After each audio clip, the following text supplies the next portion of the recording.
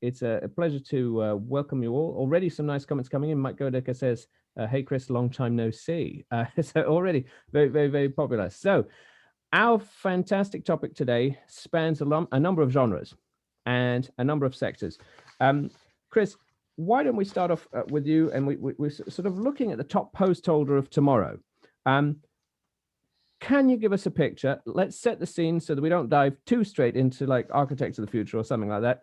How has COVID, quote unquote, expedited digital and crowd transformation?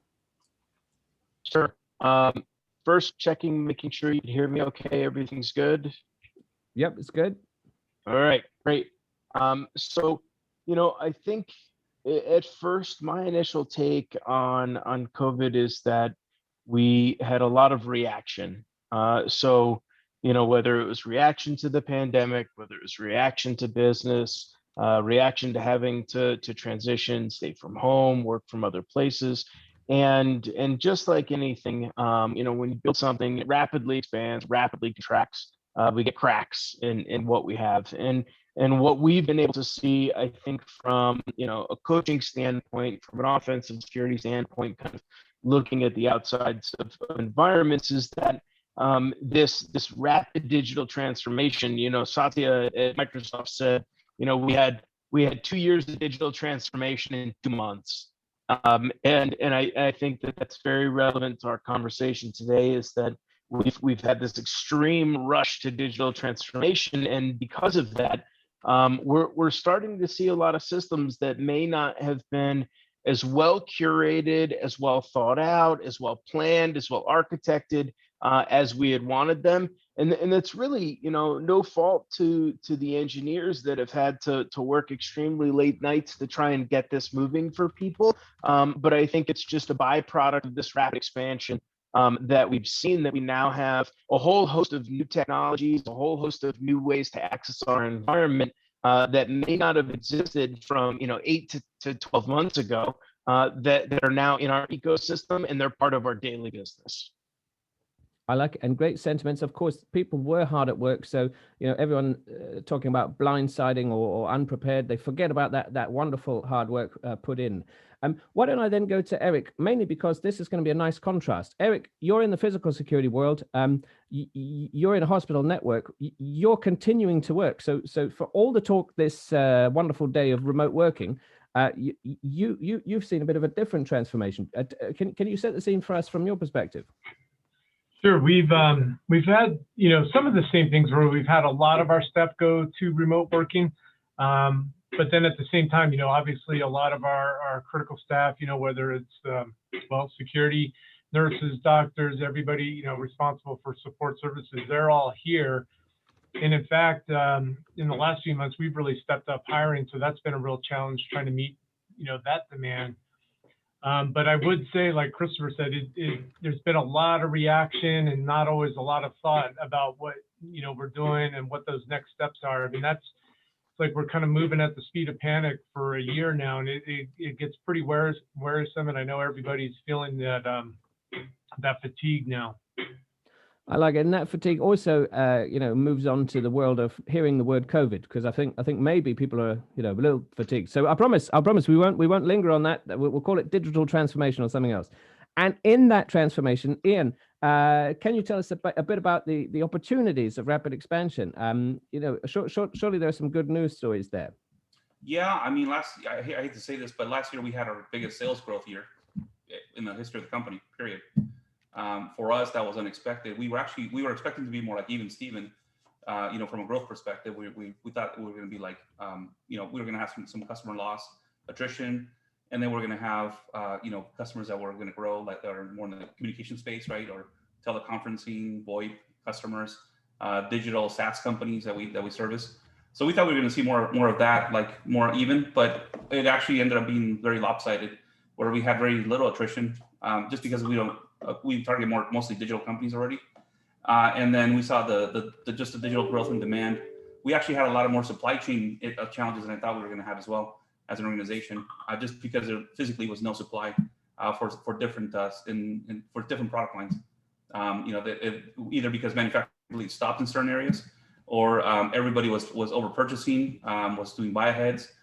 So we actually had to meet a lot of supply and demand challenges, and had to look at the expanding our vendor network basically. So that was an eye-opening experience for me. When it comes to like the remote workforce, we also saw a lot more adoption in technologies around remote workforce, obviously. And then people say digital transformation. I call it more like cloud adoption, because really a lot of people went to SaaS and cloud adoption services in a more expedited manner.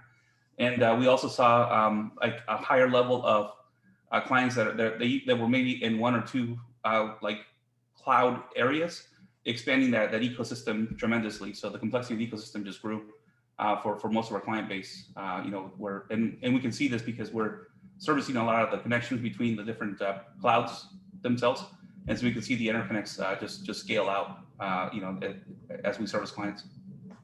Well, that complexity of the ecosystem is kind of interesting, and we'll get onto that insofar as we do want to know what the top post holder of tomorrow will make of all this complex ecosystem. So let's hold that thought. Dan, what about for you from an architectural technology perspective? I thought one of the good angles we could look at is has this solved the big question of where the edge of network is, insofar as maybe it never existed? Yeah, I think that point is really being driven home right now as we show, companies and executives that top post holder, they understand that their workforce has moved to home-based or remote-based, but they often haven't really internalized what that means in terms of what they're trying to protect. So where we can kind of show them a picture of what that looks like, where, they're used to all their dots being behind a firewall, and all their dots are no longer behind a firewall. It drives home that point that there is no perimeter. The network is ever expanding, and there's opportunity in that, right? So we have to talk about how we safely enable the business through kind of this transformation that's happening in the workforce. And unfortunately, we didn't plan ahead for that as an industry, so now we're kind of having to catch up on that.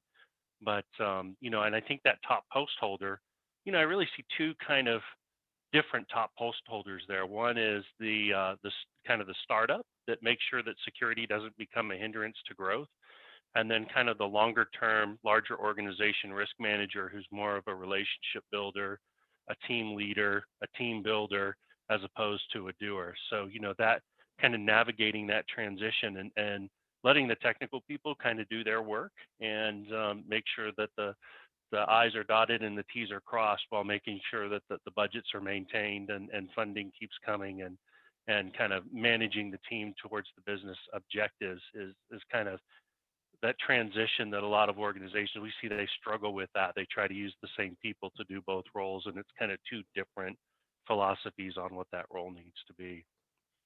Okay, well, if two people do that same role, let's put it then to Jim, because Jim, are you those two people?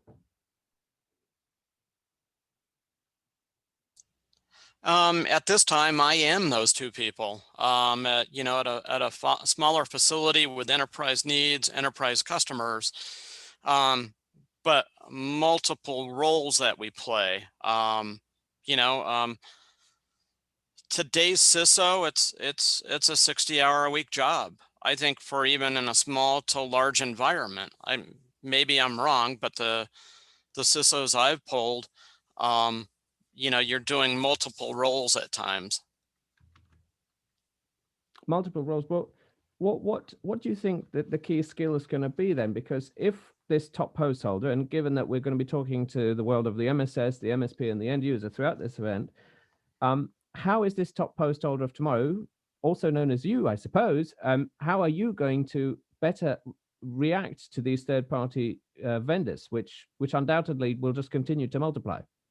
Yeah, I think at the end, the security vendors, I think it's a really important step for CISOs today to start engaging more with those vendors. But also, I've seen great vendors and I've seen really poor vendors. Being in the DoD side, and with SolarWinds and everything and monitoring today, this is another issue on the MSS side. That's a question, internal operations didn't use SolarWinds. However, I've got vendors that have used it. So my question, where I'm going is with this is, I think there will need to be more extensive vendor audits to help the MSS side grow more in the future and to have that trust. Wow, I like it. And we're 13 minutes in, and we've mentioned a particular name of a particular incident. So I knew we'd get there. I knew we'd get there.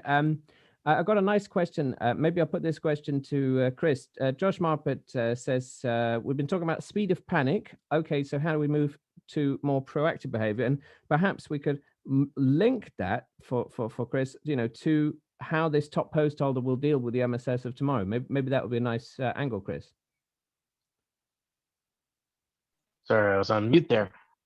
Yeah, I think dealing with these types of attacks that exist within the infrastructure, and whether you want to call that supply chain attacks or whether you want to just, consider it the responsibility of software vendors and product vendors, I think that supply chain might be maybe a little bit too ambitious for this attack. I think that when we're looking at this, I think there's a level of accountability that we need to have on both service providers and the product providers that exist in the marketplace. So, just like you can look at, some of the work that people in the community have done for software bills of material.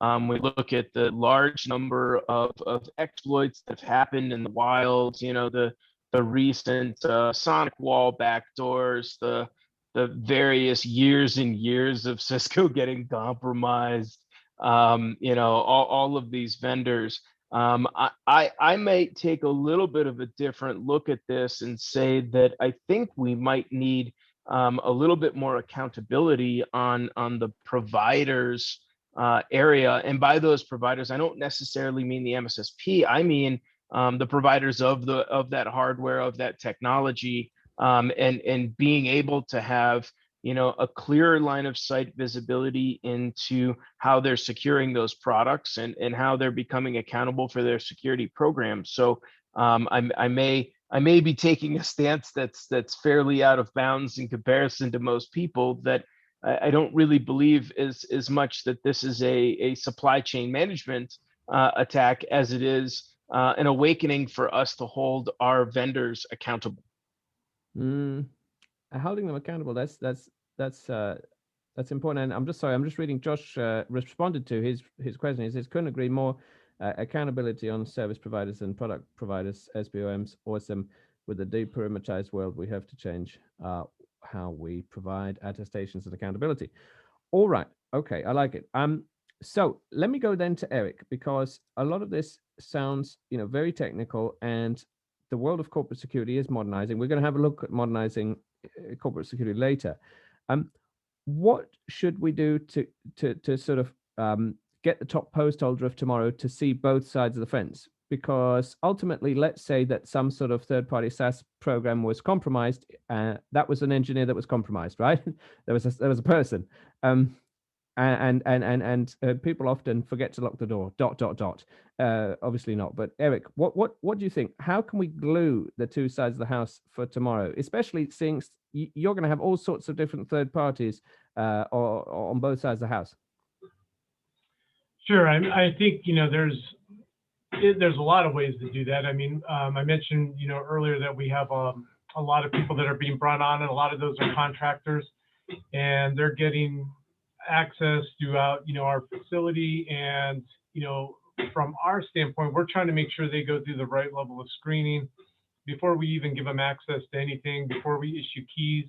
So that's a process that we're looking at improving, as well as really just how we monitor all the physical spaces. As we do have departments moving around, we have empty spaces, we have it just seems like the hospital's reorganizing about every 5 minutes. So trying to keep track of that and making sure that we're keeping our access control limits up to speed, so we aren't letting people in the wrong spaces, that we're still protecting all those critical areas from everybody that's onboarding, so we're not leaving IDF closets exposed to a contractor that hasn't been properly vetted. So there's a lot of pieces like that where I think, the physical and IT security piece definitely, overlap. Kind of a side note along those lines too, I just recently saw an upcoming conference for physical security integrators, and they were really focused on the MSS perspective, how you manage security, from a physical side. So I think it's very interesting that, and we see that a lot. I think, IT is way ahead of physical security in a lot of ways, and we tend to copy all the good things that you guys are doing. So I think we're seeing this concept too of from that managed security service being drawn into the physical realm as well. They're coming for your lunch. You hear that? They're coming for your lunch. We're gonna get you. A nice question. Joshua asks Eric, have any government entities asked for contract tracing using RFID badges or similar? He's just curious. We haven't really done anything like RFID type badges. We do have a physical screening as people come in for temperature and stuff like that. We've kind of looked at some possibilities that we could do around that, but we just don't have the resources right now. But besides everything that's going on at the moment, there's still a lot of things like that we'd like to do for the future, how we control and monitor, a lot of our equipment that's going out that does give people access to critical assets. Okay, well, let's take that critical assets piece, because Ian, I know within data centers, of course, there are critical assets as well, and the way in which they're guarded is quite ingenious in some respects. I think I've asked this question of you, Ian, in a previous event at one of the Phoenix events, maybe.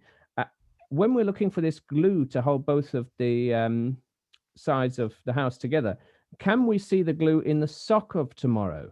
Is there any sort of mileage in that? Yes, but the answer is more on telemetry, right? So there has to be an exposure of telemetry for the physical that may or may not be there, depending on the provider. And we are seeing those requests, by the way, coming through from the hyperscalers ourselves.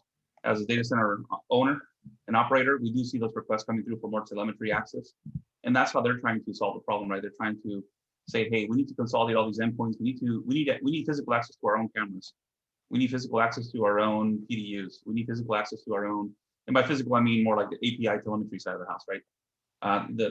I should say access to physical, not physical access, but access to physical. So they're trying to do it from an API perspective and from a telemetry perspective, because you have to consolidate endpoints, right? You can't say, hey, we're going to solve it through a SOC without having them have endpoint access into what's going on from a physical perspective as well, right? They can only see they can see the network piece, they can see the health of the east and west traffic, they can see a lot of different things, endpoints themselves, but unless they have some physical access associated with that, you're never going to bridge that gap. And you typically do that through some telemetry and also through some AI. And I'm not just throwing on the AI term. We actually do use systems that are more geared towards points of interest, right? That are because we ourselves, from a scale-up perspective, we have so many cameras now and so many different physical ways of viewing information that our people, even if there's a 24/7 SOC, they're going to miss things, right? So what happens is now the system is intelligent to point points of interest to them. Say, hey, go look at this. This is outside the norm. There's traffic going on. There's things going on in this region that are not normal, right? Here, go look. If the information is presented to them, so it's more like a push mechanism versus a pull mechanism. So that's going to be real key to companies expanding. And again, we do see that with the hyperscalers. They're putting a lot of effort and resources towards that right now. Towards like how do they glue all the different vendors that they have all over the world together in a simplified format, right? So that they can get a consistent feel, a consistent audit type side. And we also get audited quite a bit. Like they do their own third-party audits as well. So we definitely see it early on happening from them. I see it less and less from enterprises now. Like I would expect enterprises to be asking those questions more. Healthcare providers to be asking it more, right? But I actually see more of the hyperscaler side, and even some of the SaaS companies that are a little more advanced, web scalers that are more advanced, making those requests. All right. Well, that hyperscaler piece is interesting because, in fact, you're being asked to look after a lot of OT. I mean, that's really OT. Lots and lots of cameras in a way. Dan, one of the topics that we might not be covering that much is the development of the OT MSS. I know there are some out there, they say, oh, I am the world's biggest OT MSS or whatever, but what is the top post of tomorrow going to make of that? Because it seems quite niche. Yeah, you know, we're talking to a lot of the companies that we work with have an OTT challenge as well. And, you know, when you look at, you know, large scale network or industrial control systems, you know, security around that is getting a lot more intelligent very rapidly. And kind of the interesting thing that is, you know, changing kind of in the entire security ecosystem, at least that I'm seeing, is that the customers, the executives are starting to demand not just product, but an outcome, right? So, hey, I'm willing to give you money, but you have to show me how you are substantively changing my risk posture for that money, not just give me a product and send me down the road, hoping that I can figure out how to use that to improve my posture. But you know, you do it for me. You use your technology to make me better. And I see that playing into the OT space as well, as a lot of the organizations that are writing the technology are now offering a service to make sure that it gets used properly. And I think we're going to see, you know, as we have in compute, we're going to see a shift to outcomes-oriented service offerings in security space, and a lot of vendors.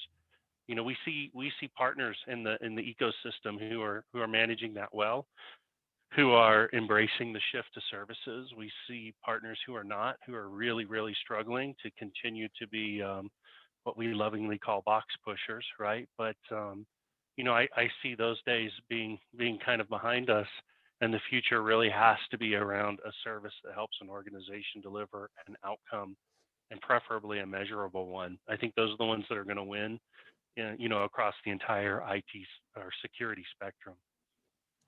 I can feel the ripples of shock going through the industry. An outcome-based service. I don't know. We'll find out if they like that throughout the day. But it certainly sounds important. We got a nice comment. Mike Goodicke says, value tied to investing is one thing, another is helping folks actually build those products, services, dollar random stuff into realistic defense. So I think Mike's agreeing with you. Jim, does that resonate for you? You know, is the top post holder of tomorrow going to not just have a skill set that's a bit different, but an outlook? They're going to demand a particular outcome from their vendors.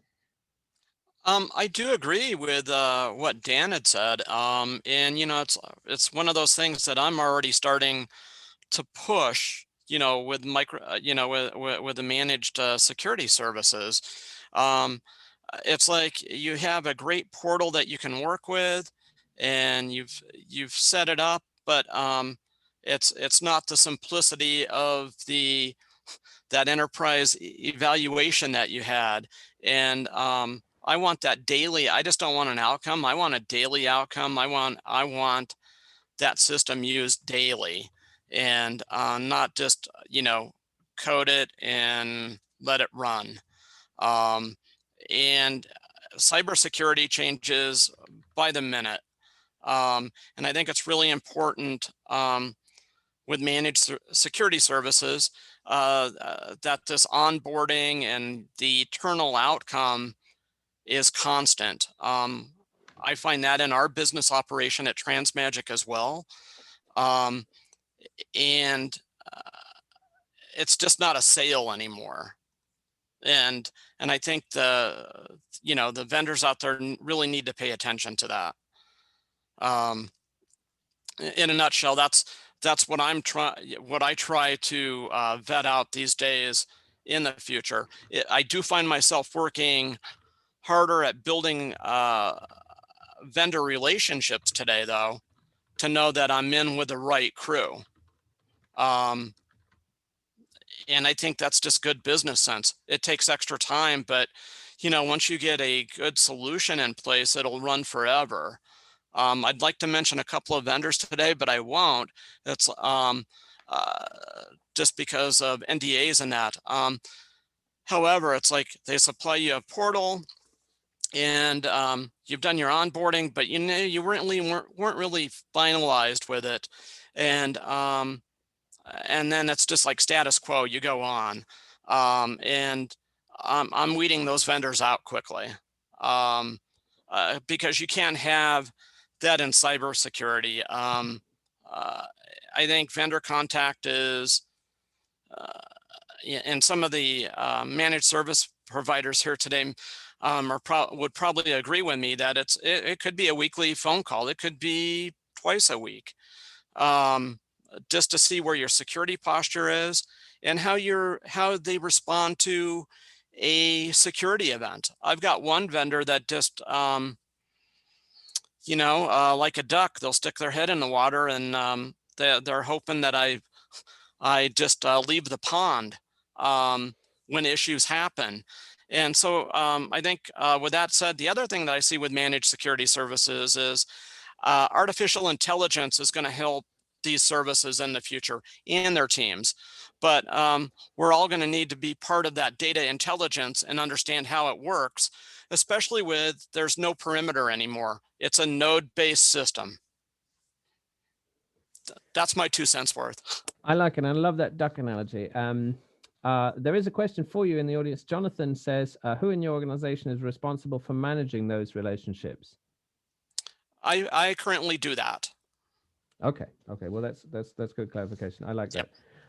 All right. Well, Chris, going back to you, and just conscious of time, I'll sort of put it all on you. No pressure, Chris. What can we hope to achieve out of a conference such as this? Over the years, we've talked about third-party multi-tenancy vulnerabilities, and maybe over the years, people have said it's a red herring. Now it's clearly not. What can we hope to do today? Yeah, I think if I could make one wish, and it's a wish that I feel like that I've made a lot, but it's something that I believe is more pertinent now, more than ever, is that collaboration for us is key. We need to kind of reduce the amount of adjudication that we do across our peers and our product sets, and I think we need to increase the amount of education that we have.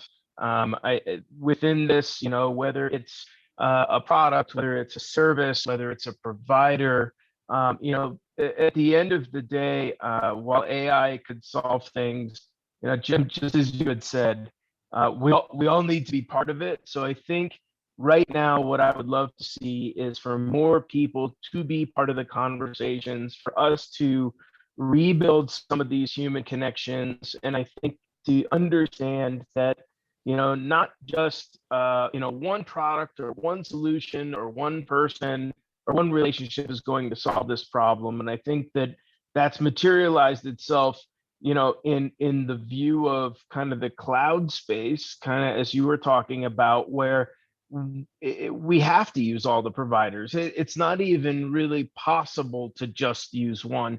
We have so many different ecosystems. We're so decentralized. The data is everywhere. We're no longer in this perimeter field or view. I think that now that we are working with pervasive data, I think we need to bring back pervasive conversation, pervasive education, and pervasive collaboration. Love it. Great sentiments. And I couldn't have wrapped it up, any better myself, of course. It's great to have you all on the panel. What a great start to the day. We got an action-packed agenda. So let us thank Chris and Dan and Eric and Ian and Jim. Please give them a warm round of applause. We've already got claps in the audience. It's lovely to see you, and I'll see you throughout the day. A couple of you I'm seeing at least twice today. So hopefully we'll have you heckling from the audience. No pressure, Josh. So it's all good. I will see you very soon. Thank you ever so much. Thank you. Thank you all. Awesome. So just make sure that we have everything as it should be. Wonderful. And this is a good time to say that some people are already chatting in our wonderful Discord channel. And so what I will do, I'll just give you the link to that, because that is, in fact, a good opportunity. Now, not everybody wants to share everything. I can perfectly understand that. But if you do, we have a lovely opportunity to share Twitter handles and LinkedIn handles and anything that you might want to